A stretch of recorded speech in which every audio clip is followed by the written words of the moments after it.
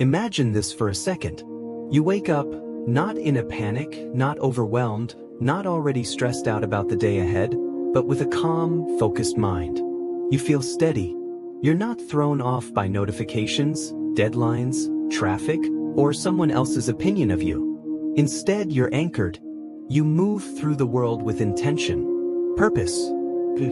Now, that might sound almost superhuman, right? But it's not. This mindset isn't just reserved for ancient monks on a mountain or philosophers sitting in marble halls. It's something you can build, starting today. And the tool to get there? Stoicism. See, Stoicism isn't just about quotes carved into stone or dusty books on dusty shelves. It's a practical, everyday system, a mindset, a compass. It's how people like Marcus Aurelius, Seneca, and Epictetus found clarity in chaos, strength in struggle, and discipline in daily life. These weren't superheroes. They weren't born immune to stress or temptation. They just learned how to train their minds, how to build the muscle of self-discipline by focusing on what actually matters. And if they could do it centuries ago, with war, disease, and political pressure all around them, what's stopping us? In a world of distractions, chaos, and constant noise, Stoicism gives you back control. Not over the outside world, but over your inner world. So today, we're kicking off something powerful, a deep dive into self-discipline through Stoic wisdom. Practical, actionable, no fluff. And it all starts with the most important question of all. What's your purpose? 1. Find your purpose. Let's be honest, how many times have you asked yourself, what am I even doing with my life? That quiet voice that shows up when the phone's finally down and the room is silent. That feeling of drifting, of being stuck in the middle of 1,000 tasks but somehow going nowhere. You're working hard, staying busy, but is any of it pointing you in the direction that actually matters? Now imagine waking up every morning with a clear sense of direction, knowing exactly why you're doing what you're doing. That kind of clarity? It fuels discipline. It makes it easier to say no to distractions, to push through the hard days, to stay the course. Because discipline without direction is just punishment. But when it's tied to purpose, it becomes power. Marcus Aurelius, emperor of Rome and one of the most powerful men in history, wrote to himself often about this idea. His famous line, "The impediment to action advances action. What stands in the way becomes the way." That's not just philosophy. That's fuel. When you're rooted in purpose, setbacks don't shake you. Because you know what you're moving toward. You're not just reacting to life, you're driving it. But let's be real. Finding your purpose isn't some one-size-fits-all mission. It's not a job title or a New Year's resolution. It's personal. It's raw. And yeah, it's hard. So how do you start? Tonight, after the world quiets down, take 10 minutes. Just 10. Write down what matters most to you. Not what your parents think. Not what social media says. Not what your job description implies. What do you actually care about? What lights a fire in you? What are the values that, deep down, you want your life to stand for? For some people, it's helping others. For others, it's building, creating, protecting, healing. And for many, it's simply living with honesty, with integrity, with peace. This exercise isn't about solving your whole life in one night. It's about digging beneath the surface. Because surface-level answers won't keep you grounded in a storm. But when you know your why, distractions lose their grip. You stop getting pulled in every direction, and you start walking your own. Your purpose becomes your anchor. And in a world that's constantly shifting, news cycles, trends, opinions, that anchor becomes everything. Carl Jung once said, "The privilege of a lifetime is to become who you truly are. Not who the world tells you to be. Not who your fear tells you to be. But the real you." And guess what? Self-discipline flows from that. Because when your actions line up with who you really are, there's less resistance. You stop relying on willpower, and you start moving with alignment. You don't have to keep forcing yourself to do the right thing. It becomes the natural thing. Here's your challenge. Tonight, Write down what truly matters to you. Not a bucket list. Not achievements. Just values. Maybe 3. Maybe 5. Then, tomorrow morning, read that list again. Keep it with you. Let it guide your decisions. When distractions pop up, ask yourself, does this help me live that purpose?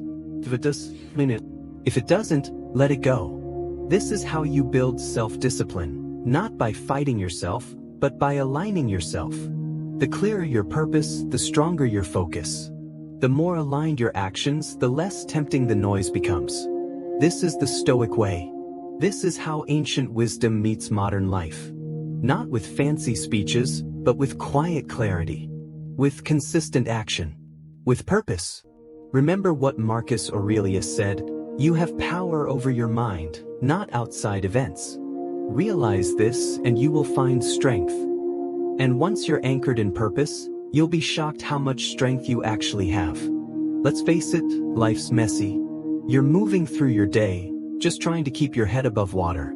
And then boom, something unexpected hits. The train's late. Your project gets delayed.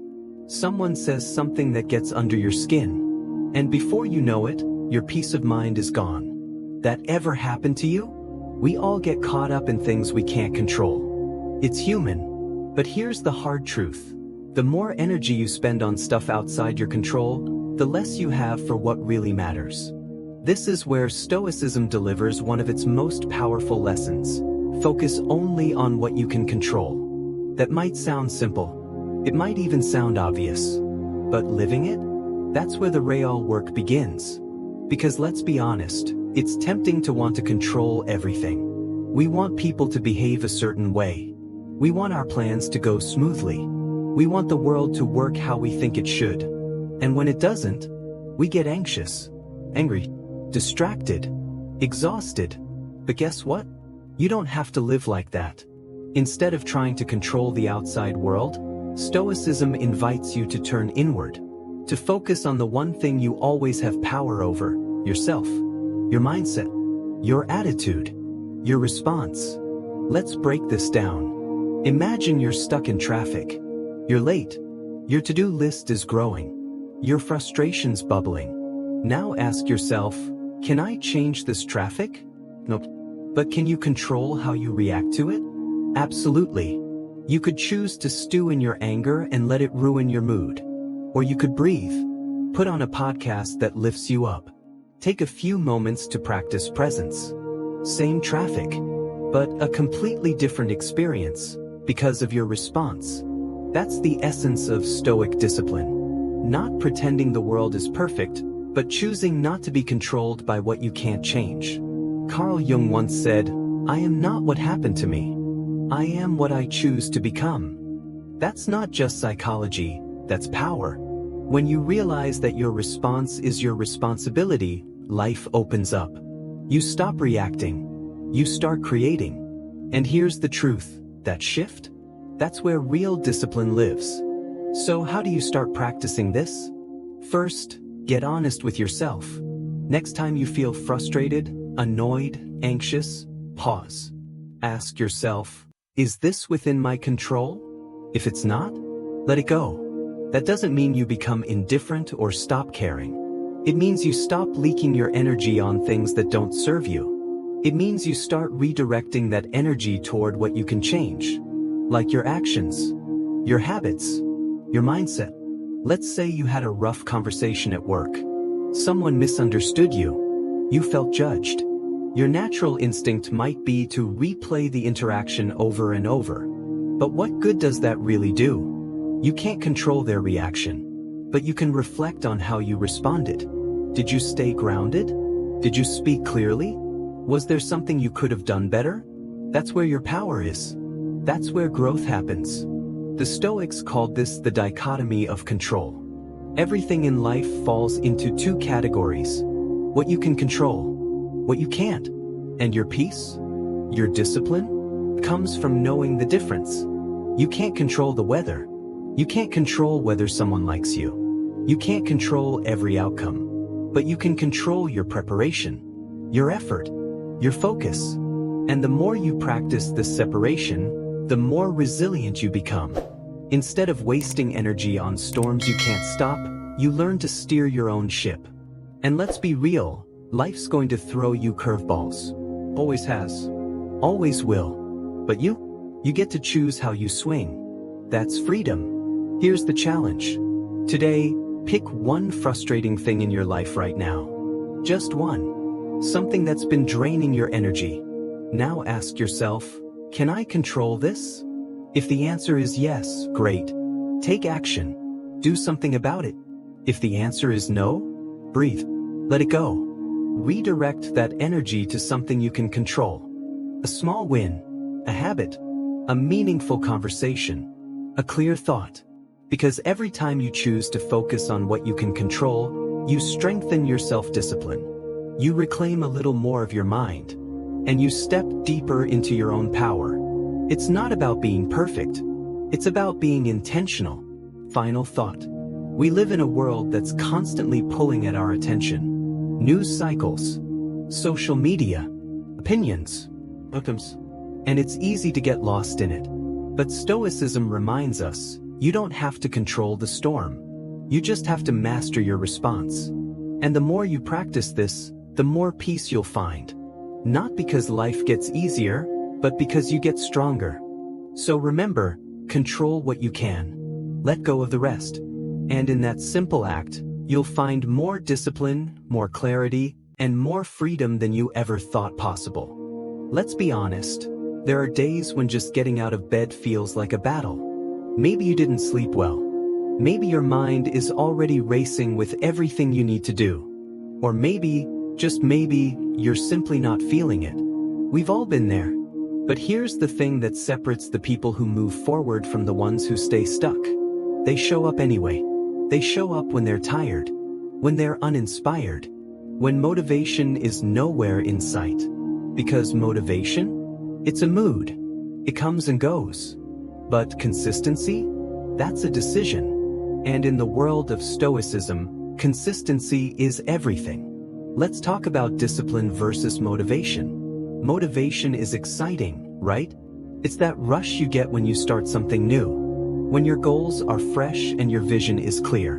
But eventually, motivation fades. Life gets busy. Emotions fluctuate. The novelty wears off. And that's where most people quit. But discipline, the kind that Stoics lived and breathed, isn't built on emotion. It's built on repetition, on habit, on showing up when it's hard. Especially when it's hard. Marcus Aurelius didn't wait for perfect conditions to practice his philosophy. He didn't wait for a good day to lead with integrity. He just showed up again and again. His words still ring true. The happiness of your life depends upon the quality of your thoughts.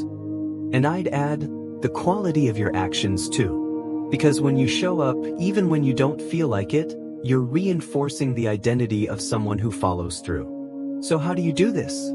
How do you build that kind of consistency? You start small. You don't need a complete lifestyle overhaul overnight. You just need one action. One moment of commitment. You say, today I'm going to read 1 page. Today, I'm going to move my body for 10 minutes. Today, I'll write 100 words. Just 100. That's it. You build momentum not by doing it all, but by doing something. Something small. Something repeatable. And when you do it again tomorrow, and the day after, it starts to add up. Like compound interest, consistency doesn't always show immediate results. But given time, it transforms everything. Think of it like planting seeds. You don't see anything at first. You water the soil. You check the sun. You wait. And then, slowly, it sprouts. Discipline is the same. The first few days might feel like a grind. But as the habit forms, something shifts. The resistance lessens. The identity strengthens. You stop asking, do I feel like it? And start living like, this is just what I do. You become the kind of person who follows through. But what about those hard days? The ones where it feels impossible? Here's the truth. Those days matter the most. Because on those days, when you push through, when you show up anyway, you're building mental toughness. You're proving to yourself that your commitment matters more than your comfort. Epictetus said it perfectly, it's not what happens to you, but how you react to it that matters. And on those tough days, how you react says everything about your level of discipline. You're not doing it for a pat on the back or a gold star. You're doing it to become someone stronger than the resistance you face. And little by little, that person becomes real. Here's the mindset shift. Discipline isn't about being perfect. It's about being present. It's about showing up, not because you feel amazing, but because your future self is counting on you. You don't need to run a marathon every day. You just need to take one step. One action that reinforces your commitment to your goals. And if you miss a day, you don't spiral. You don't quit. You don't make it personal. You simply begin again. That's what consistency looks like in real life. Let's pause for a moment. Think about someone you admire, someone who's mastered a craft, built something meaningful, or created real impact. Maybe it's a writer, an athlete, a parent, a business leader. Chances are, they weren't the most talented in the room. They were the most consistent. They put in the reps. They showed up when no one was watching. And over time, their consistency turned into mastery. You can do the same. It doesn't take genius. It takes grit. And it starts with a simple question. What can I show up for today? Not next week. Not when you feel ready. But today. Even if it's just for 5 minutes. Show up. Keep the promise.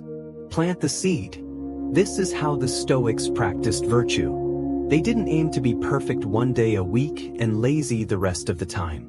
They practiced showing up every single day. In small, ordinary moments. To them, consistency wasn't boring, it was sacred. Because every action, no matter how small, was a reflection of who they were becoming. Discipline isn't built in dramatic gestures. It's built in those quiet decisions you make when nobody's watching. When you wake up early to work on yourself. When you resist the urge to procrastinate. When you choose action over excuse. That's where the magic happens. Final thought. There's a reason just show up sounds simple but feels hard. It's because it cuts through all the excuses. All the waiting. All the perfectionism. It reminds you that you don't need to be extraordinary. You just need to be consistent. And if you can keep showing up, even on the tough days, you'll become someone who doesn't just talk about discipline, but lives it. That's what Stoicism teaches us. And that's the path to a life built on purpose, strength, and real inner peace. Let's be real. Most people spend their lives trying to avoid discomfort. We don't want to feel cold or tired or embarrassed. We avoid hard conversations, difficult tasks, and anything that pushes us too far out of our cozy routine. And hey, that's normal. Comfort feels safe. It feels familiar. But here's the truth. If comfort is all you ever seek, growth will never find you. The Stoics understood something most people still struggle with today. Discomfort is not your enemy. It's your teacher. It's not there to break you. It's there to build you. Voluntary discomfort. A radical concept. Now, I know what you're thinking. Why on earth would anyone choose to make life harder on purpose? Why would someone take a cold shower when they have hot water? Why skip dessert? Why wake up early when they could sleep in? Here's why. Discipline isn't built in moments of ease. It's forged in moments of resistance. And voluntary discomfort, on your own terms, is like training for life's curveballs before they even show up. The Stoics practiced this all the time. Seneca, one of the wealthiest men of his time, would occasionally dress in rough clothes and eat plain food just to remind himself, I can endure this. Not because he needed to, but because he knew that when real hardship came, he'd be ready. This isn't about punishing yourself. It's about preparation. Life is unpredictable. We all know that. And when discomfort eventually shows up, and it will, the question isn't, will it come? The question is, will I be ready? You don't wait for the storm to learn how to swim. You practice in calm water, so you're strong when the waves hit. That's what voluntary discomfort does. When you do hard things on purpose, big or small, you're telling your mind, I'm stronger than this feeling. I don't run from difficulty. I lean in. And over time, that mindset becomes second nature. Let's get practical. What does this look like? It's not about going full Navy SEAL overnight. It's about simple, repeatable actions that build your mental muscle. Take the stairs instead of the elevator. Wake up 30 minutes earlier to journal or exercise. Say no to an indulgence, not because you can't have it, but because you're in charge of your choices. Sit with boredom or silence instead of reaching for your phone. Every time you choose the harder thing, you stretch your comfort zone. You expand your limits. And you prove to yourself that you are not fragile, you're adaptable. Carl Jung said, "I am not what happened to me. I am what I choose to become." And who you choose to become is shaped in the fire of discomfort. Let's be clear, this isn't about chasing pain. It's about seeking out small challenges that strengthen your spirit. The more you do this, the more resilient you become, not just physically, but emotionally and mentally too. Think about athletes. They train with resistance to build strength. They don't get stronger by doing only what's easy. The same applies to your mind. If you always stay in your comfort zone, life's smallest setbacks will feel like mountains. But if you've trained in discomfort, if you've faced difficulty on purpose, then when the real storms hit, you're steady. Here's what happens when you start choosing discomfort. You build confidence. Because you're no longer afraid of difficulty, you've lived through it on your terms. You grow your willpower. Every time you say no to ease and yes to growth, your discipline gets stronger. You gain control. Instead of reacting impulsively, you start responding intentionally, even in tough moments. And maybe most importantly, you develop gratitude. When you've tasted discomfort, the simple things feel luxurious. A hot shower, a quiet moment, a home-cooked meal. That contrast? It deepens your appreciation. The Stoics saw discomfort as a teacher. Marcus Aurelius welcomed the struggles of life as opportunities to practice virtue.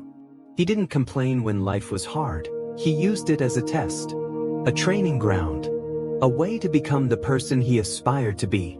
And that's something you can do too. You don't need to wait for life to throw you into difficulty. You can invite challenge in on your own terms. It could be fasting for a morning, waking up before sunrise, having that difficult conversation you've been putting off. Every act of discomfort you embrace is a deposit into your strength account. So here's the challenge. Pick one small discomfort to face this week. Not to punish yourself, but to train your mind. Something just a little bit harder than what you normally choose. Take a cold shower. Skip a luxury you usually indulge in. Say no to something that feels easy but unproductive. Then notice how you feel after. Not just physically, but mentally. You'll feel stronger, sharper, more in control. And that's the point. Not because discomfort is fun, but because you didn't run from it. You faced it. You trained in it. You got better because of it. Final thought. Stoicism isn't about living a joyless, harsh life. It's about building the strength to enjoy life with grace, regardless of circumstances. The more you train in discomfort, the less control the outside world has over you. You stop fearing difficulty. You stop avoiding hard work. And you start living from a place of quiet power. Remember, self-discipline isn't just about habits or checklists. It's about who you become through the process of facing what's hard and choosing to grow from it. So embrace the discomfort. Not all at once. Not dramatically. Just one step at a time. Because every time you choose challenge over comfort, you're not just building discipline. You're becoming unshakable. When life gets hard, who do you turn to? Maybe you've got a tight circle, family, a few close friends, maybe a mentor or two. And yeah, having people in your corner is important. Support matters. We're human. We need connection. But let's not sugarcoat it. There will be moments in life when the only person you can truly count on is you. And that's not a tragedy. That's not loneliness. That's freedom. Because when you trust yourself, when you build your inner strength, You stop waiting for someone else to fix your problems or validate your choices. You step into the driver's seat of your life. And that's where real self-discipline begins. The Stoics were all about self-reliance. Marcus Aurelius wasn't just a Roman emperor. He was a man at the center of constant pressure, war, betrayal, and political chaos. And yet, he turned inward. In his journal, what we now call meditations, he wrote to himself, not to the crowd. He reminded himself again and again, you have power over your mind, not outside events. That's the foundation of Stoic strength. And it starts with this: stop outsourcing your responsibility. You're not a passive character in your life story. You're the author. So the question is, are you writing it intentionally? Or are you waiting for someone else to hand you the pen? Let's get real for a second. There are a million excuses out there, easy ones, convincing ones. I don't have the support. No one ever taught me how. If only my circumstances were better. We've all said some version of these. And sometimes they're true. But here's the kicker: even if none of that changes, you still get to choose how you show up. You still get to own your response. That's what Stoicism teaches us. It's not about controlling every outcome, it's about owning every choice. You can't control whether someone disappoints you, but you can control how you respond and what you do next. You can't control whether the world opens the right doors for you, but you can keep knocking, keep preparing, keep showing up. Self-discipline is born the moment you stop blaming and start building. So how do you start counting on yourself? Start with small, personal commitments, the kind no one else sees but you feel deep in your gut. I will get up when I say I will. I'll finish the task I said I'd finish. I won't break promises to myself. These aren't massive declarations. They're quiet contracts between you. And every time you honor one, you reinforce a powerful message. I can trust myself. That's the foundation of inner confidence. Not ego, not bravado. And trust, just like a muscle, is built through repetition. Let me ask you this: when was the last time you let yourself down? Maybe you said you'd start that project, eat better, journal every day. But then life got messy and you put it off again. And look, we all fall short sometimes. This isn't about perfection, but it is about consistency. About rebuilding trust with yourself the same way you'd rebuild it with a friend, by showing up even when it's not convenient. Because when you keep abandoning your own commitments, your brain learns that your words don't mean much. But when you do follow through, no matter how small the win, it rewires your self-image. You start to believe, I can handle this. And that belief? That's rocket fuel for self-discipline. Let's look at this through the Stoic lens. Stoicism is about taking full ownership of your life, not as a punishment, but as a privilege. It's not about shutting people out. It's about realizing that your power doesn't come from someone else showing up. It comes from you choosing to. It's about balancing strength with humility, being strong enough to stand on your own, but wise enough to ask for help when it aligns with your values, not when it's a shortcut or a crutch. The Stoics weren't isolated monks. They were leaders, soldiers, teachers, politicians. They had networks, but they never let external support replace internal strength. That's the balance. Here's your challenge. This week, make one promise to yourself. Just one. And keep it. It doesn't need to be huge. In fact, it shouldn't be. Choose something simple but meaningful. Meditate for 5 minutes every morning. Stretch before bed. And no phone in the first 30 minutes after waking up. Whatever it is, make it realistic. And keep the promise. Then, after a few days, check in with yourself. Notice how your confidence shifts. Notice how your energy feels different. Not because someone clapped for you, but because you showed up for you. That's how you build the kind of self-reliance that doesn't just survive difficulty, but thrives through it. Let's address one more thing. Self-reliance doesn't mean isolation. You're not meant to do everything alone. Asking for help isn't weakness, it's wisdom. But there's a difference between choosing help and needing permission. When you build your self-discipline from within, You engage with the world from a place of strength, not desperation. You no longer beg for approval. You no longer chase validation. You don't need to be rescued. You collaborate. You connect. But you stay grounded in your own values. That's true independence. Final thought. Life won't always give you what you want. People will disappoint you. Plans will fall apart. Circumstances will shift. But your power? That lives inside you. It lives in your ability to show up every day, not for applause, not for rewards, but because you decided to. The Stoics knew that self-reliance isn't a backup plan, it's the main event. When you count on yourself, you stop waiting for life to change and start creating the life you want. You become the kind of person who builds, who leads, who endures, not because it's easy, but because you know you're capable. So don't wait. Start small. Build trust with yourself. And remember, the strongest foundation you can ever build is within. Let's be honest. Deep down, most of us want to be liked. We want to be seen, heard, appreciated. We want people to nod when we speak, smile when we walk in, clap when we succeed. And there's nothing wrong with that. Validation, in small doses, is part of being human. But here's where it becomes a problem. When your sense of self-worth starts depending on it. When every decision, every move, every goal is filtered through one question. What will people think? That's when approval-seeking turns from natural to dangerous. Because the more you rely on external validation, the more disconnected you become from your internal compass. Let's talk about the trap. You post something online, not because it matters to you, but because it might get likes. You say yes to a commitment, not because you have time, but because you don't want to disappoint someone. You hide your true opinions, play it safe, water yourself down, because being accepted feels safer than being authentic. And slowly, without even realizing it, you start living someone else's life. The worst part? Even when people do approve of you, it still doesn't feel like enough. Because deep down, you know, they're applauding a version of you that isn't fully real.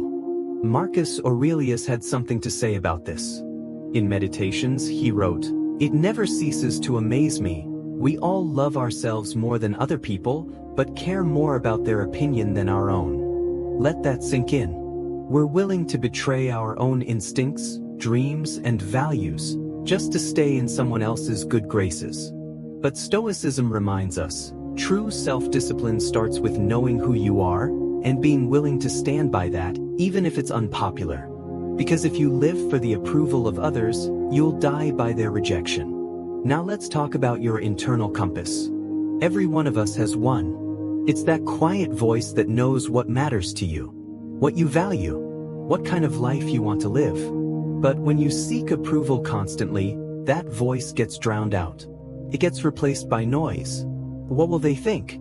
Will this make me look smart? Will I be judged if I fail? And soon enough, you stop living from truth and start performing. You become a character in your own life instead of the author. And discipline?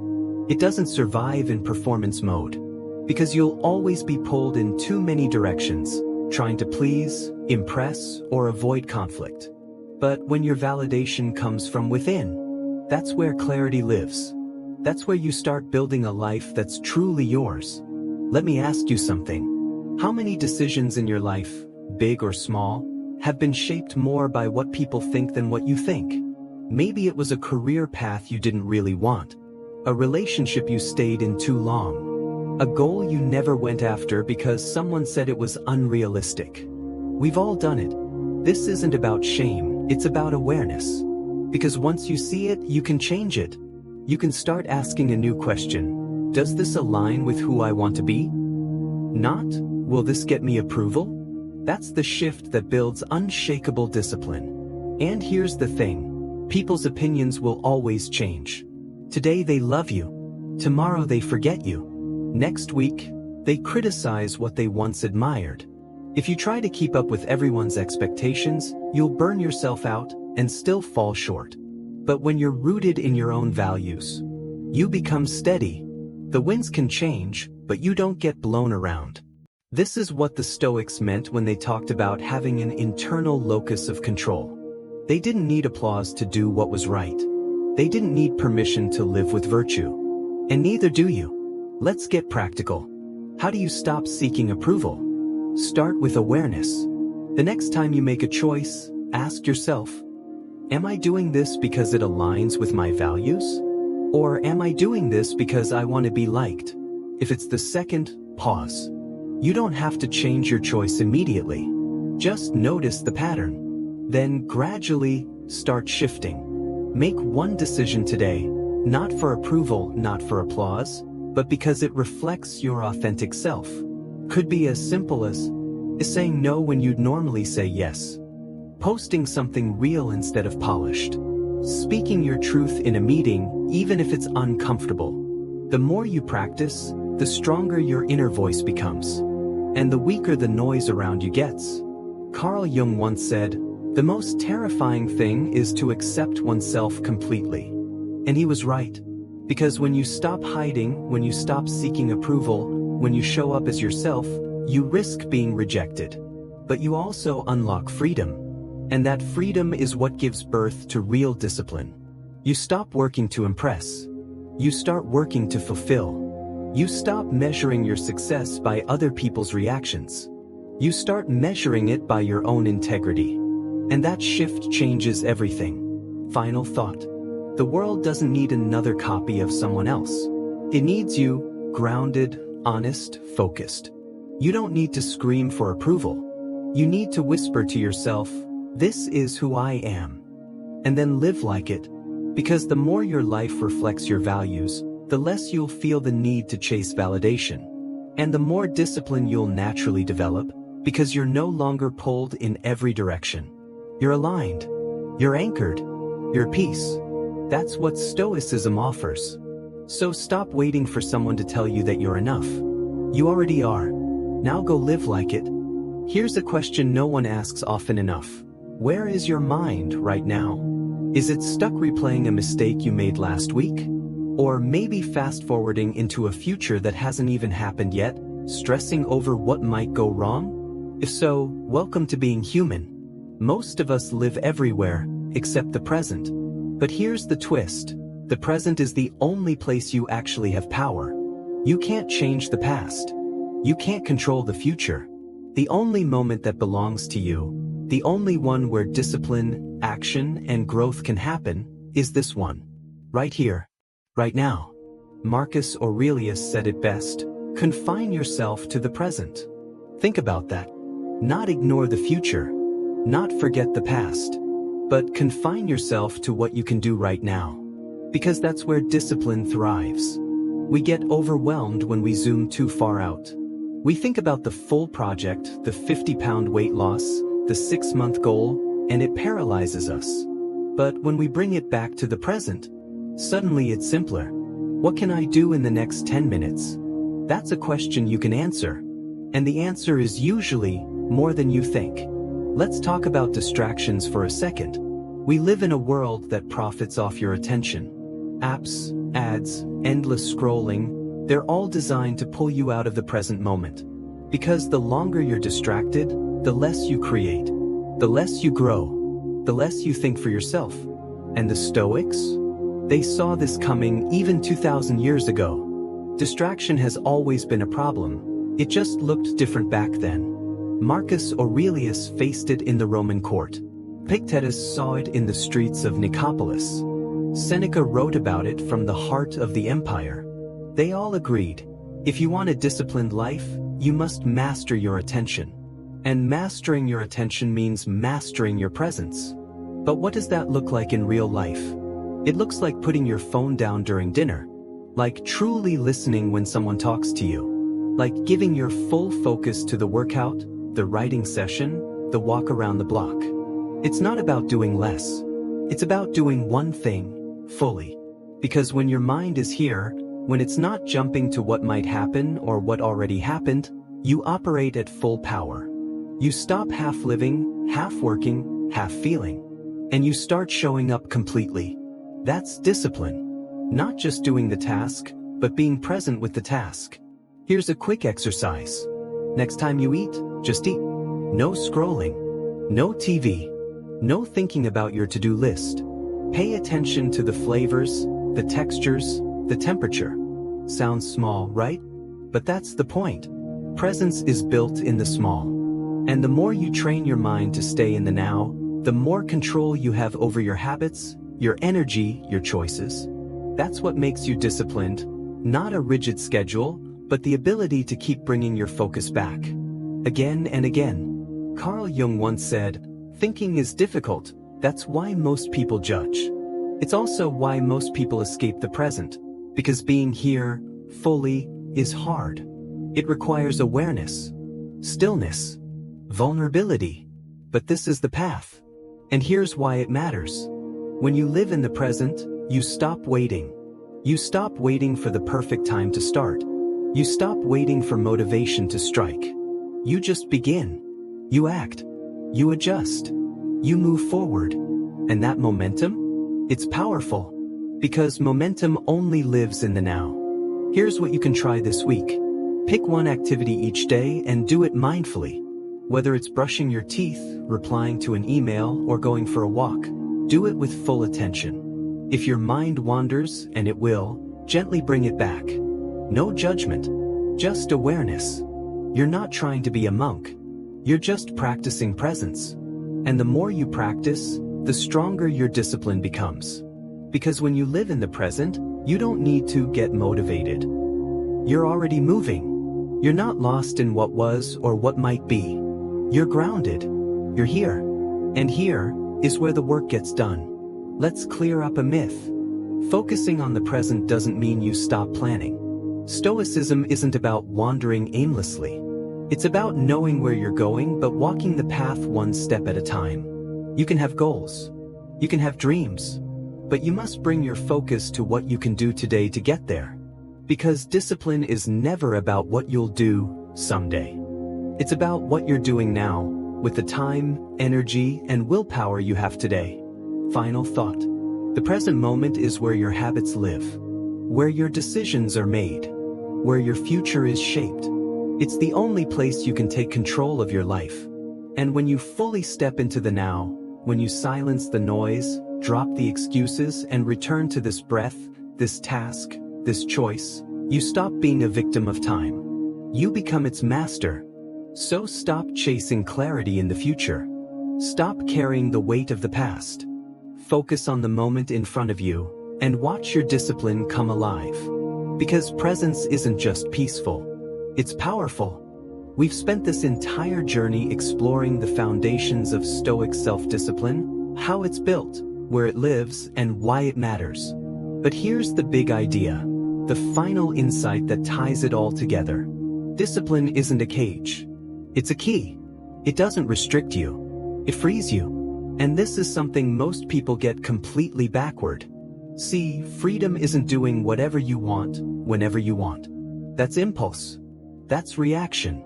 That's chaos disguised as liberty. Real freedom, the kind that lasts, is the ability to choose your response, to govern yourself, to live in alignment with your values even when life gets hard. And that kind of freedom? It only comes from discipline. Let's break that down. If you have discipline with your time, you don't become a prisoner to distractions. You finish what matters. You rest without guilt. You create space for what fulfills you. If you have discipline with your emotions, you're not at the mercy of mood swings, social media comments, or someone else's bad day. You respond calmly.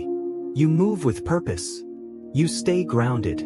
And if you have discipline with your habits, you don't need to rely on motivation or luck. You trust yourself. Because you've built a system that works, even when life gets messy. That's freedom. The Stoics knew this. They lived it. And we can too. Marcus Aurelius ruled an empire during plagues, wars, betrayals, and loss. He didn't run from responsibility. He didn't collapse under pressure.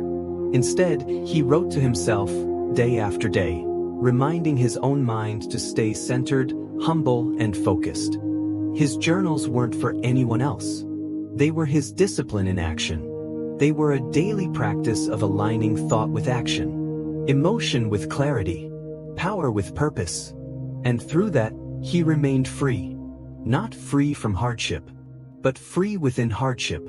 Because when your mind is steady, your life becomes steady. And here's what most people never realize. Discipline isn't about adding pressure. It's about reducing friction. It's not about perfection. It's about direction. When you have a structure, a rhythm, a set of principles to live by, you don't have to constantly guess, react, or regret. You can move forward with clarity, with ease, with energy. That's not restrictive. That's empowering. So let's flip the script. When you wake up early, not because you have to, but because you choose to own your morning, you're free.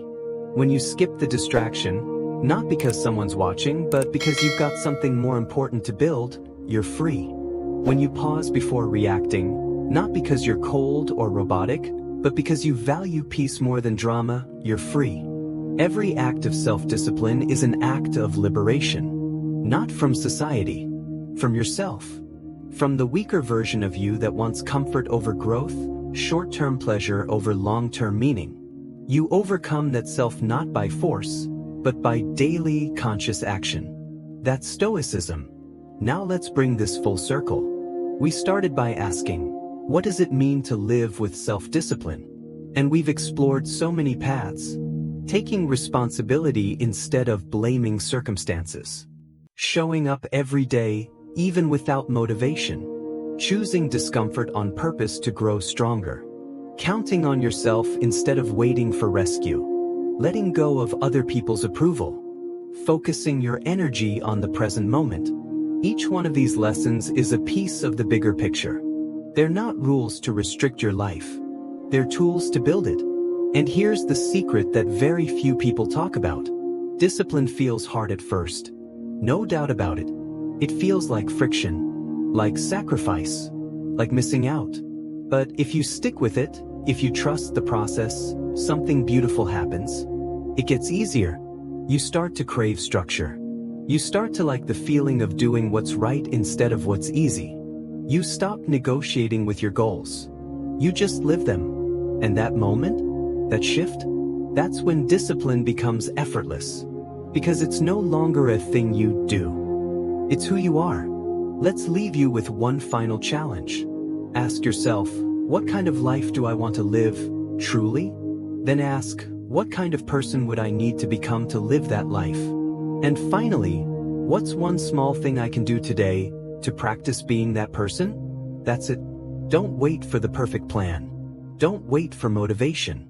Don't wait for permission. Start quietly, consistently, because your future is being shaped by the actions you take today. And every act of discipline, every journal entry, every early morning, every silent victory, is a brick in the foundation of your peace. Final thought. Stoicism doesn't promise a life without pain. It doesn't offer shortcuts or hacks. What it offers is something deeper, a framework to live with dignity, strength, and grace, no matter what life throws your way. That's what self-discipline gives you. Not just control, but confidence. Not just habits, but harmony. And not just rules, but freedom. So go practice. Go stumble. Go grow. And remember, you are more capable than you think. And it all begins right now, with one disciplined choice.